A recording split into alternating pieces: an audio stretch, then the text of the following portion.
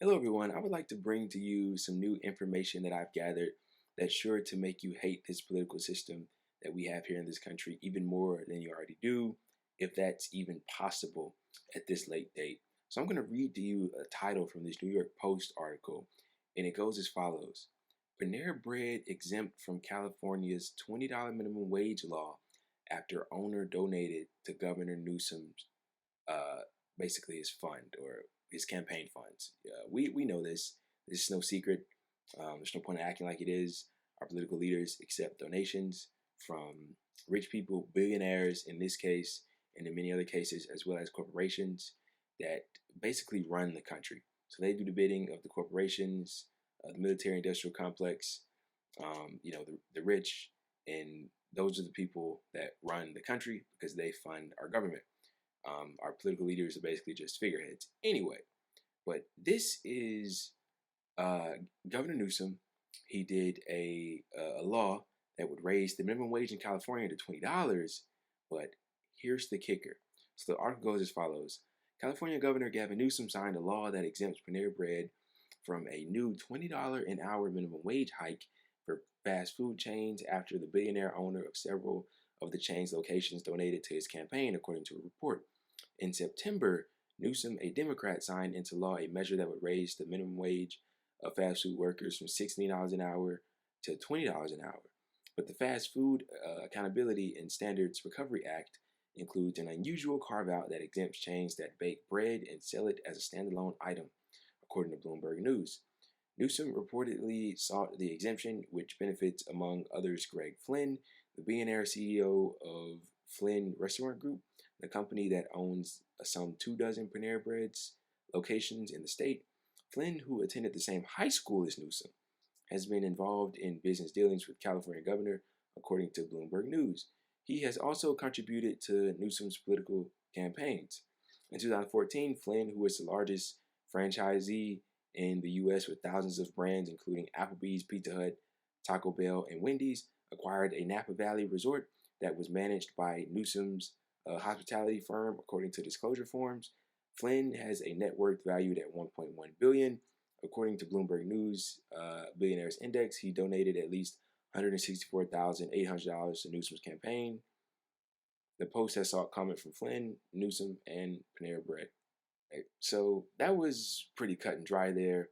But I want to say this before I forget it. So this is why people call like Washington the swamp. Um, all these people are in bed with each other. You just read that there. These guys knew each other. What was that? I think in middle school or high school. They known each other for years. And so one became a politician, and one went to become a billionaire that funds this politician so that he can do what the billionaire wants him to do instead of helping his constituents, which equate to the majority of people. How amazing is that? This is our political system. So basically, what we have here in a nutshell is a guy passing legislation to raise the minimum wage in California.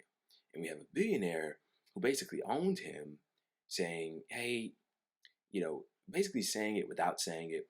Give us this little, you scratch my back, I scratch yours. I donate to your campaign. You allow me to keep my workers' wages as low as they can possibly be. And so he adds that exemption, and now they don't have to raise their wages for their workers because they make standalone bread or whatever the hell that's supposed to mean. Now, I don't know the ins and outs of this. Maybe I should have checked it beforehand of the wage or of how it's going to increase, if it's going to increase steadily over the years, which is, I think, how it usually happens, or if it's going to be something that goes on straight away, which I highly doubt. But surely there's a process to it. I'm just not too sure what that process is. And this guy's a billionaire. I think I read in that article his net worth was like 1.1 billion. I've seen upwards of 2 billion. So he makes billions of dollars a year, and he's against, because in 2022, a little bit further down this article, I didn't read that, but it outlined that in 2022 he came out against this exact same legislation that was trying to get passed back then. So this guy who's sitting on top of billions of dollars is against his workers making a couple extra dollars more an hour.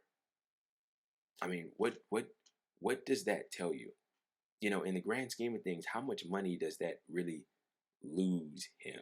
I don't even like to use the word in that sense, because what is a loss when you're improving people's lives? Not to mention the fact that California has a plethora of their own problems, apart from the fact that people need to make more money in order to survive.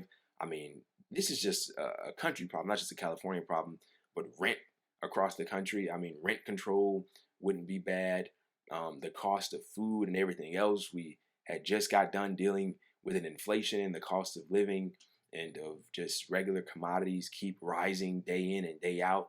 And so, it's always a fight, it's always a struggle to achieve these things. But when we do eventually achieve these things, the same companies that fought against them get to turn around and say, look what we did. We raised your wages. No, the workers raised their own wages. You fought against it every step of the way. Now, another thing that I would like to tie into this is Kirsten Sinema. Now, she has nothing to do with this entire California wage hike debacle, but I would like to tie this in to how our politicians operate, because she recently announced that she was gonna, I don't know if the word is retire, but she announced that she wasn't gonna run again for re-election as a senator for Arizona, right? So that seat is more or less going to be up for grabs. Now, I think this is important because we just got done talking about corruption with Gavin Newsom and this Greg Flynn guy, or whatever the hell his name is, the billionaire who owns the Panera Bread that doesn't want to pay his workers. Kirsten Sinema, do you guys remember? I hope this doesn't fall on deaf ears, but remember it wasn't that long ago when Biden's agenda, and we're not going to get into the failed presidency of Joe Biden and his agenda or lack thereof that he never fought for, if it was even his agenda in the first place. But remember when he was elected president, they outlined all these things like the PRO Act, which was really good, like a $15 minimum wage, which was good. Need I remind you, states can still pay workers $7.25 an hour, because that's what the federal minimum wage is set at. Now, obviously, some states have their own, set minimum wages, but at least in my state, in the state of Alabama, we still abide by the federal minimum wage, and it's $7.25. Now, of course, individual companies and places can pay their workers higher; they have the freedom to do that. But the fact of the matter is that option is still there. There is nowhere in the country where you can live on $7.25 and survive, literally. But I bring up Kirsten Sinema because she just announced she wasn't going to run for re-election. Remember when she upended the entire shebang of what Biden and his Democratic cronies were allegedly, trying to get passed, like the PRO Act, like that $15 minimum wage, like other things to boost unionization, like getting rid of some student debt, like fill in the blank, lower drug prices for Americans. Need I remind you, Kirsten Sinema is one of the biggest recipients of money from Big Pharma there is in Washington. She receives so much money from Big Pharma. Americans are uniquely fucked, excuse my language, as it pertains to their drug prices, because of a decision that our government allows. Our government actively allows Big Pharma to screw us over in a way that many other developed countries don't. So our country has relinquished the right to negotiate for lower drug prices. So they allow Big Pharma to price gouge the fuck out of us because it's profitable for them, because they're funding our politicians. And so people like Kirsten Sinema can come out and go against lower drug prices. Now, you can do many different things to get lower drug prices. Negotiating is just one of them, and it's one of the most mild things possible. But just negotiating will bring the prices down lower.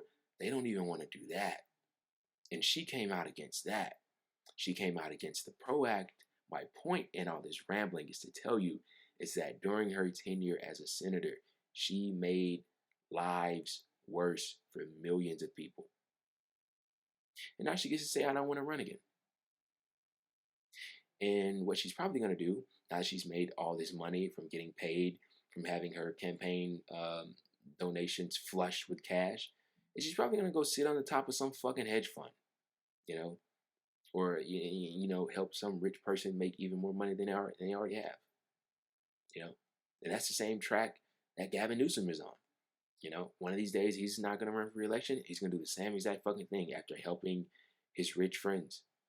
You know, this is the American political system. It's disgusting, it's nasty, it's corrupt, and it's incredibly dangerous.